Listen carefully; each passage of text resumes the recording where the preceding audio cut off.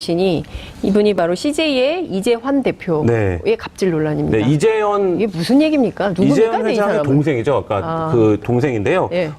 CJ 파워캐스트 대표인데 수행비서가 이재현 회장의 CJ 갑질을 파워캐스트. 예. 네.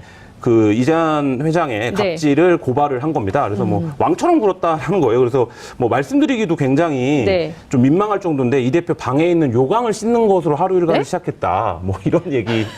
아, 요새 요강 쓰는 분들이 있으세요? 그 CJ가들이 왜 양변기 안 쓰나 봐요? 네, 그 유전병들이 좀 있으니까 그런 부분들하고 관련된 부분, 개인적인 부분이긴 한 것 같은데요. 네. 근데 어쨌든 그런 일부터 시작을 했고 굉장히 좀 뭐 우리가 흔히 생각하는 네. 재벌 오너의 갑질이 다 있더라고요. 그래서 그런 부분들이 고발이 됐는데 네.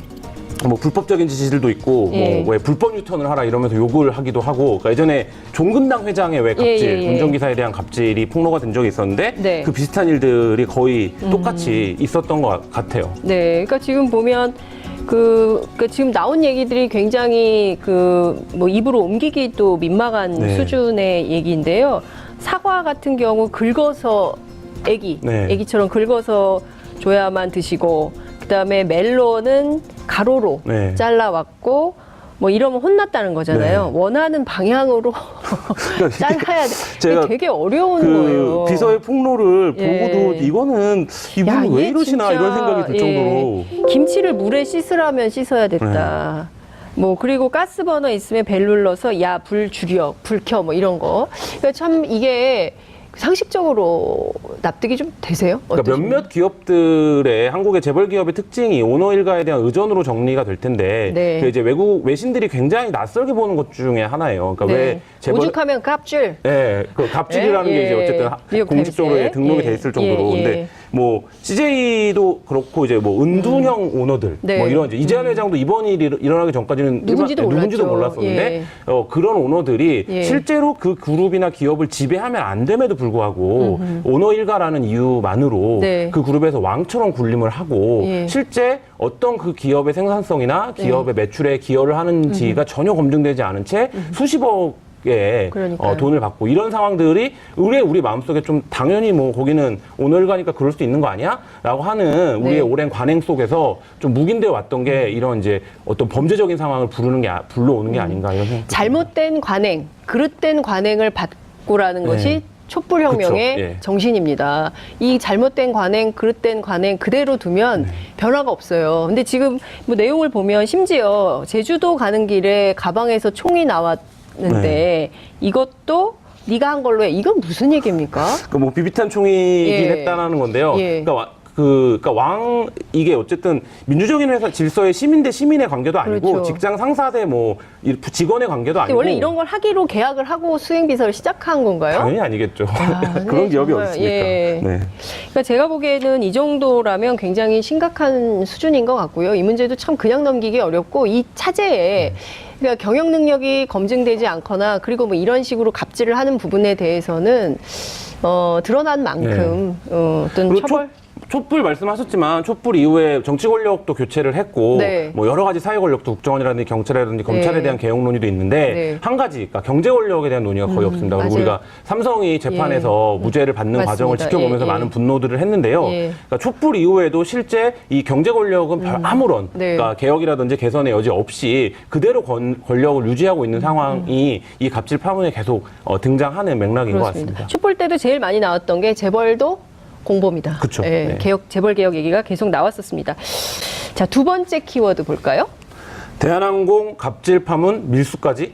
밀수도 했어요. 네, 아이고, 지금 다양하게. 그런 의혹이 제기가 되고 있는데요. 네. 조현민 전무로부터 시작된 갑질 파문이 조영호 회장 일가의 이른바 무관세 통관 의혹으로 번지고 있습니다. 네. 어제 JTBC가 구체적인 정황을 포착해 보도를 했는데요. 네. 조 회장 일가의 물품으로 파악되는 대형 화물이 마치 대한항공의 부품인 것처럼 조직적으로 속여서 계속 들여왔었다라는 겁니다. 네. 뭐 메일이 공개가 됐습니다. 대한항공이 수화물팀에 전달한 이메일을 보면 네. DIP라는 암호가 있고요. 이거는 네. 이제 외교행랑을 뜻하는 코드명입니다. 네. 이 아래 KRP라고 적힌 수화물이 있습니다. 예. 이 KRP는 뭐냐면 코리안 에어 VIP, 즉 대한항공의 귀빈이라는 뜻인데 조씨 일가의 네, 그렇죠. 예. 이게 이제 대한항공 오너 일가를 KIP 코드로 관리해 왔던 겁니다. 아니 근데 무슨 뭐 비밀 조직도 아니고 말이죠. 코드명 이런 것도 필요한 겁니까? 이게 항공기업의 특징인지 뭔지 모르겠는데 예. 이 오너들을 다 전 세계 코드로 모든 항공기업이 저런 식으로 합니까? 그건 그렇진 모르겠습니다. 않겠죠. 네. 예. 코드명이 다 있더라고요. 어제 네. 지난번에도 이제 말씀드렸는데 조연아는 네. DDA라는 예. 코드명을 예. 사용했고 조현민 씨 지금 문제가 되고 있는 조현민 예. 전무는 EMQ라는 코드명을 사용했다는데 EMQ요? 네. 여기는 왜 아니 그리고 아버지 누구죠? 네. 조양호 회장. 조양호 회장, 거기도 DDY라는 네, DDY, 코드명을 예. 썼는데 여기는 왜 여기 EMQ는 EMQ? 에밀리 마케팅 퀸의 약자라고 합니다. 그러니까 그 영어 이름과 마케팅 네. 그리고 예. 이제 여왕 퀸의 에밀리 마케팅. 앞글자를 따서 EMQ라고 했는데 대한항공 직원들에 따르면 이제 본사 6층에 EMQ가 뜨면 모두 긴장한다. 뭐 이런 얘기를 했을 정도로 예. 이 다른 이제 오너 일가 중에서 네. 조현민 씨가 굉장히 좀 신경질적인 네. 일들을 많이 했었던 것 같은데요. 네. 근데 지금 문제는 뭐 이렇게 코드명으로 불렀느냐 아니냐가 아니라 네.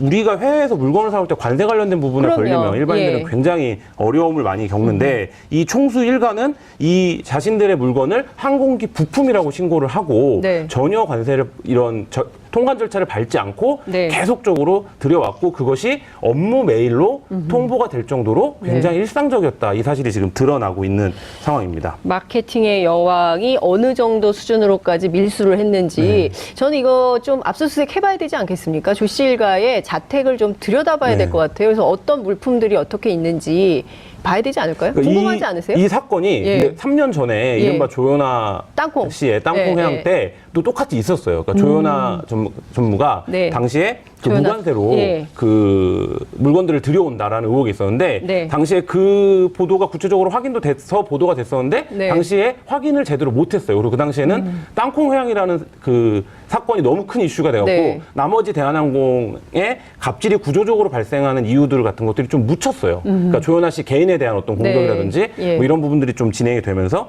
근데 이 부분 역시 그 이후에도 전혀 지금 개선이 되지 않고 오너 일가가 전행을 휘둘렀다. 그러니까요. 예, 이런 상황입니다. 진짜 심각한 문제인 것 같고요. 관세 포탈, 이 조세 포탈범에 대해서는 굉장히 네. 엄격해요. 그리고 죄질이 나쁜 거거든요. 예. 국정항공기를 마치, 운영하는 오너 예. 일가가 이 국정항공이라는 거는 공적 지원이 되고 있는 항공사고 이 자본, 그러니까 대한항공 네. 자본은 통제가 돼야 되는 사회적 자본이거든요. 근데 이 부분에 오너 일가가 마치 무슨 주머니 쌈짓돈 옮기듯이 외국에서 물건을 들여오는 거를 네. 일상적인 직원들에게 업무로 메일로 지시를 하고 이런 부분들은 이 회사가 얼마나 내 상층이 썩어 있는지를 보여주는 사례가 아닌가 싶습니다. 근데 이거는 제가 보기에 그냥 넘기기에는 너무나 어려운 현행범. 네. 현행범으로 처리해야 될 것 같은 생각이 막 드는데요. 경찰이나 검찰이 이 부분을 그냥 넘기지는 않겠죠? 지금 수사를 하고 있습니다. 네. 조현민 전무의 휴대전화 등을 지금 압수를 해서 네. 그 이제 갑질 파문, 물세례 파문 이후에 네. 뭐 회유한 정황이라든지 이런 것들을 지금 검찰이 들여다보고 있고요. 네. 일부에서는 조금 무리하다는 얘기도 합니다. 그러니까 예를 들면 이거는 네. 그냥 폭행이지 네. 뭐 갑질로 보긴 좀 그렇지 않냐 뭐 이런 이제 의견들도 그 소리 있는데 들으신 분들이 그런 얘기 하십니까? 그러니까 법리적으로 이제 검토를 해보면 예. 근데 이제 경찰은 일종의 신경질에 불과한 거다. 폭행은 아니다. 이런 뭐 거예요. 이런 이제 의견들도 있는데요. 네. 근데 경찰은 어쨌든 사건을 예. 중대하게 보고 수사를 좀 적극적으로 임하고 있고요. 휴대전화나 이런 압수수색도 지금 진행을 하고 있고 말씀하신 대로 자택에 대한 압수수색도 필요하다 이런 의견도 제기되고 있습니다. 그러니까요. 지금 보면 언니, 여동생, 남동생, 그리고 엄마. 일가 전체가 그러니까 지금 조양호 회장도 모르겠어요. 또 뭐가 나올지. 조양호 회장이 제일 어려웠다라는 거니까 직원들은. 네. 그러니까 이게 조연아 씨 사건이 났을 때만 하더라도 네. 한 재벌가의 3세의 개인적인 일탈 네, 네. 정도로 우리가 들여다봤는데 지금 이 대한항공의 문제는 예. 어머니, 그다음에 자식들, 예. 그다음에 조양호 회장까지 그러니까 그 가문 전체가 예. 이 기업의 예. 어떤 구조적으로 네. 악행을 저지르는 것들이 지금 확인이 된 상황이라요. 그러니까요. 이거 그냥 넘기기 굉장히 어려운 상황인 것 같습니다. 어쨌든 검찰, 경찰 꼼꼼하게 수사해서 적법 절차에 따라서 처리해야 된다. 네. 이렇게 생각을 좀 합니다. 정면 돌파 김경수입니다. 정면 돌파 김경수. 네. 어제 예. 여의도가 하루 종일 김경수발 설왕설래로 좀 오락가락했는데요. 네. 원래 어제 오전 9시 반에 이제 네. 경남지사 그렇죠. 출마 선언을 하기로 했었는데 갑자기 30분 전에 취소 문자가 왔습니다. 네. 기자들한테. 그래서 불출마하는 것이 아니냐 이렇게 이제 설왕설래들이 있었는데 네. 결국 어제 오후 4시 반에 국회 정론관에서 자신을 둘러싼 의혹에 대해서 특검 조사도 기꺼이 받겠다며 네. 경남지사 출마 의사를 밝혔습니다. 네. 특검 조사까지도 받겠다. 그러니까 지금 보면 본인으로 인해서 국회가 지금 네. 파행을 빚고 있기 때문에 4월 임시국회 이대로는 안 되니까 본인 문제는 본인 문제대로 별건으로 하고 그럼 검사 네. 그 경찰 조사 빨리빨리 좀 진척시켰으면 좋겠다 이런 얘기를 하고 있는데 오히려 오늘 보니까 경찰 수사가 오히려 좀 미진한 측면도 좀 있어 보여요. 네, 그 청와대와 김경수 의원의 말이 일맥상통하는 부분이 그 대목인데요. 네. 수사는 수사대로 신속하게 하고 네.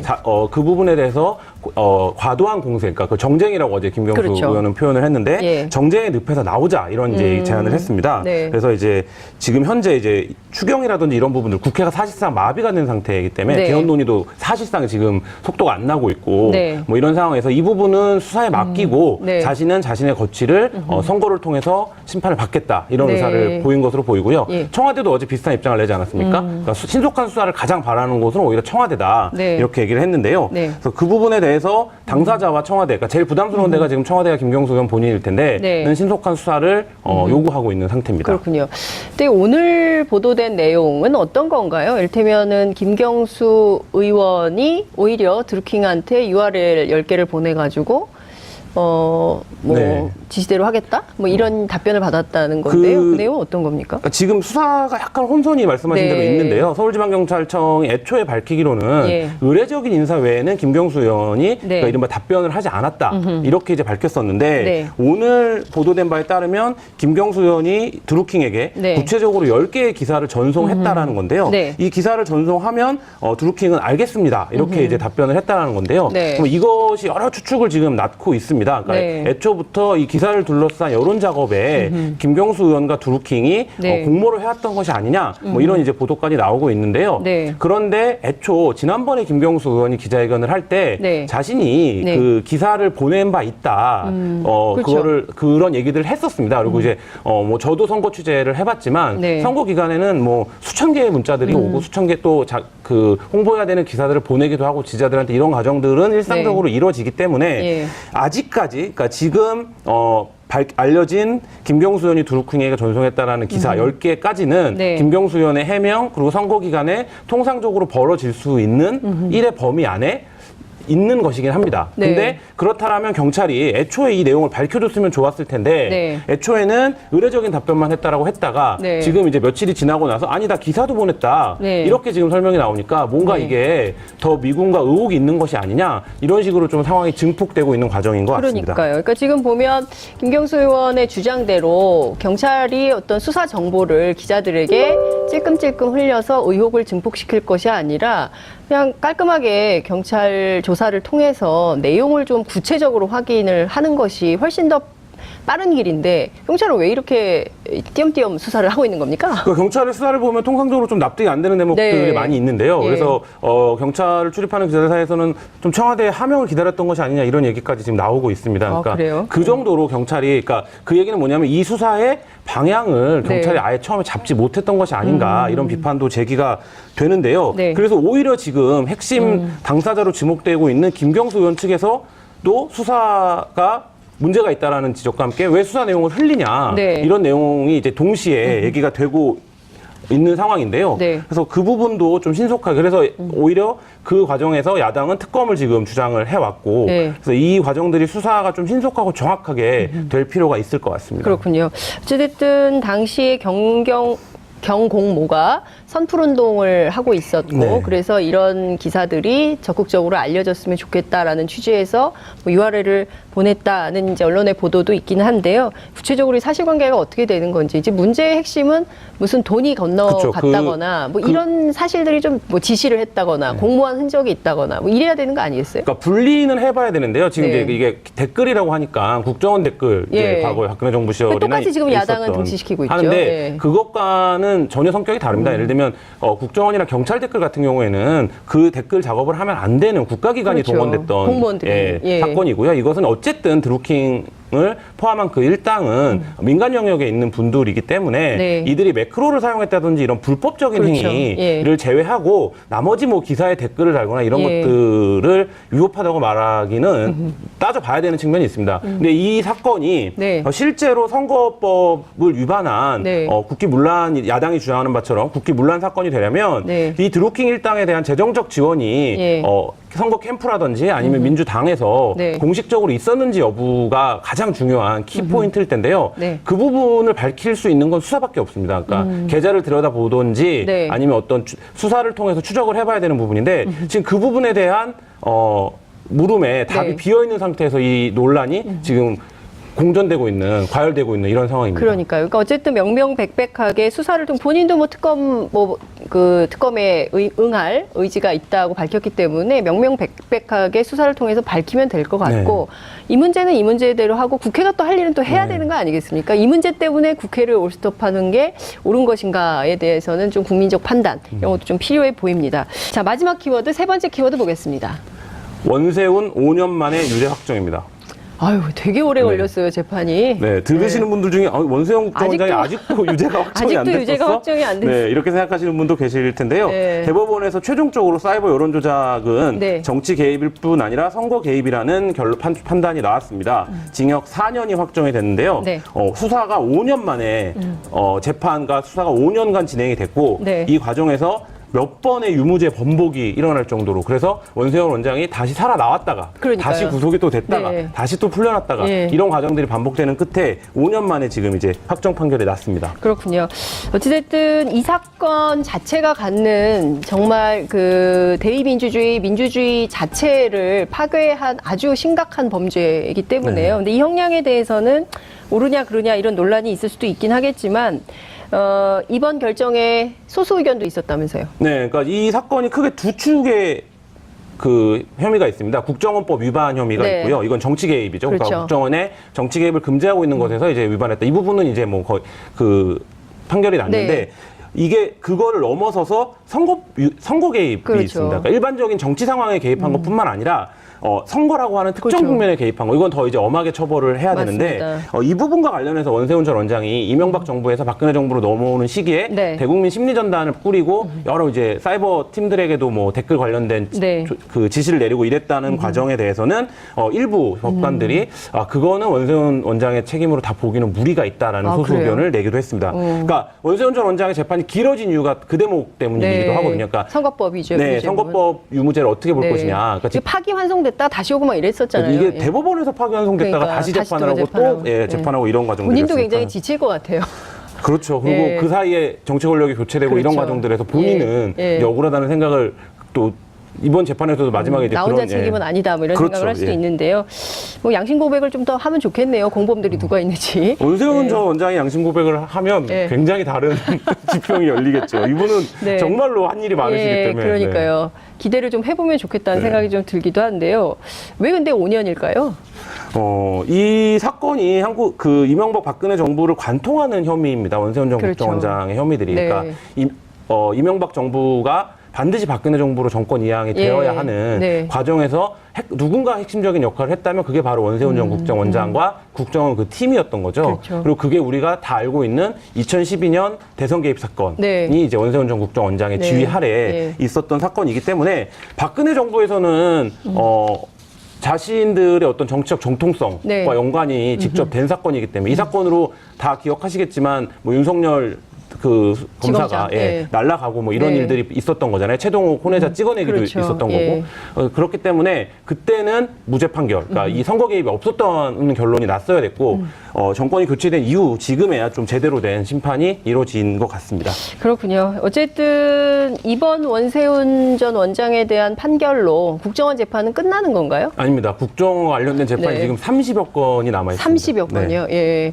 아직도 갈 길이 멀군요. 네, 원세훈 전 원장도 한 3건 정도는 더 남아 있고요. 네. 지금 한 건 그 원세훈 국정원장 시절의 정치 개입과 선거 개입 부분만 그리고 네. 개별적인 사건들의 재판은 아직 국정원의 위법 행위가 한 30여 건 정도 이상 재판이 진행 중입니다. 정보기관이 댓글 작업을 통해서 정치에 개입한 사건, 이것은 국정원법만 위반한 것이 아니라 당연히 선거법도 위반이고 그렇기 때문에 이 엄중한 처벌에 대해서 원세훈 원장은 더 이상 말을 못하겠군요.